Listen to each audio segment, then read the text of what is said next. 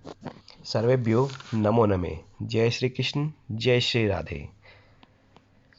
वाञ्छा कल्पतरुभ्यश्च कृपा सिन्धुभ्य एव च पतितानां पावनेभ्य वैष्णवेभ्यो नमो नमः। मैं भगवान के समस्त वैष्णव भक्तों को सादर नमस्कार करता हूँ। वे कल्प वृक्ष के समान सबकी इच्छाएं पूर्ण करने में समर्थ है तथा पतित जीवात्माओं के प्रति अत्यंत दयालु है। भगवान श्री कृष्ण के नाम के साथ आज शुरुआत करते हैं कार्तिक मास माध्यम कथा अध्याय 10 प्रभु चिंतन में। राजा पृथु बोले, हे ऋषि श्रेष्ठ नारद जी, आपको प्रणाम है। कृपया आप ये बताने की कृपा करें कि जब भगवान शंकर ने अपने मस्तक के तेज को क्षीर सागर में डाला तो उस समय क्या हुआ। तो नारद जी बोले, हे राजन, जब भगवान शंकर ने अपना वह तेज क्षीर सागर में डाल दिया तो उस समय शीघ्र ही बालक होकर वह सागर के संगम पर बैठकर संसार को भय देने वाला रुदन करने लगा। उसके रुदन से संपूर्ण जगत व्याकुल हो उठा, लोकपाल भी व्याकुल हो गए, चराचर चलायमान हो गया।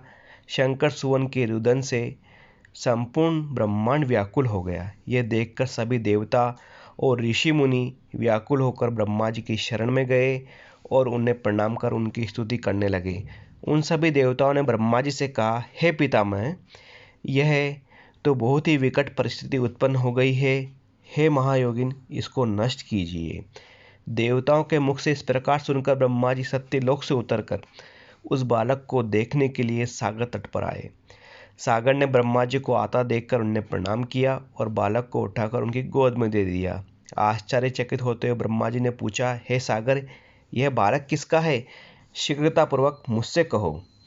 सागर ने विनम्रतापूर्वक कहा, प्रभु, यह तो मुझे ज्ञात नहीं, परंतु मैं इतना अवश्य जानता हूँ कि यह गंगा सागर के संगम तट पर प्रकट हुआ है।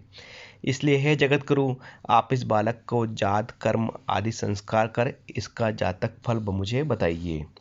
नारद जी ने राजा पृथु से बोले कि सागर ब्रह्मा जी के गले में हाथ डालकर बार बार उनसे विनती करके उसका जातक कर्म पूछ रहा था। फिर तो उसने ब्रह्मा जी का गला इतनी जोर से पकड़ा कि उसने पीड़ित होकर ब्रह्मा जी की आंखों में अश्रु टपकने लगे। तब ब्रह्मा जी ने अपने दोनों हाथों का जोड़ लगा किसी प्रकार से सागर से अपना गला छुड़वाया और सागर से कहा, हे सागर, मैं तुम्हारे इस पुत्र का जातक फल कहता हूँ। मेरे नेत्रों से जो यह जल निकला है, इस कारण इसका नाम जलंधर होगा।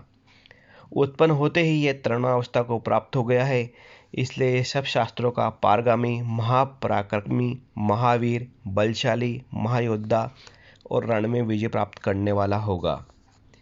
यह बालक सभी दैत्यों का अधिपति होगा। यह किसी से भी पराजित नहीं होने वाला तथा भगवान विष्णु को भी जीतने वाला होगा।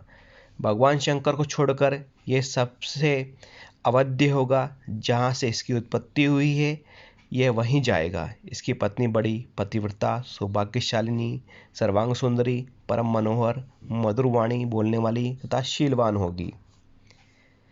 सागर से इस प्रकार कहकर ब्रह्मा जी ने शुक्राचार्य को बुलाया। उनके हाथों से बालक का राज्याभिषेक करवाकर स्वयं अंतर्ध्यान हो गए। बालक को देखकर सागर की प्रसन्नता की सीमा न रही। वह हर्षित मन से घर को आया। फिर सागर ने उस बालक का लालन पालन कर उसे पुष्ट किया। फिर कालनेमी नामक असुर को बुलाकर वृंदा नामक कन्या से विधि पूर्वक उसका विवाह करा दिया। उस विवाह में बहुत बड़ा उत्सव हुआ। श्री शुक्राचार्य के प्रभाव से पत्नी सहित जलंधर दैत्यों का राजा हो गया। आज आपने जाना अध्याय 9 में जलंधर के बारे में। जल्द ही नए अध्याय के साथ आपसे जल्द ही मिलेंगे। आप इस कथा को अधिक से अधिक जनहितार्थ शेयर करें और हमारे चैनल को सब्सक्राइब करें। जय हिंद, जय भारत, जय श्री कृष्ण, जय श्री राधे।